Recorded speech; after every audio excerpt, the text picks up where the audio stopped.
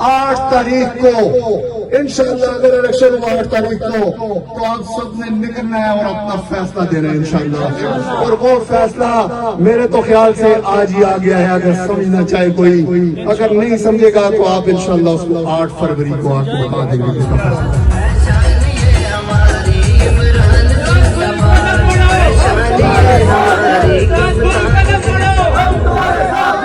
हमारी जितने लोग यहाँ पे दूर दराज से आए 8 तारीख को इंशाअल्लाह अगर इलेक्शन हुआ 8 तारीख को तो आप सब ने निकलना है और अपना फैसला देना है इंशाअल्लाह।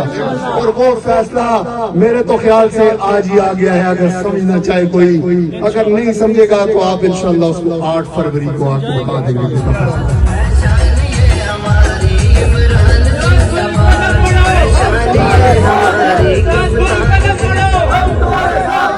हमारी जितने लोग यहाँ पे दूर दराज से आए, मैं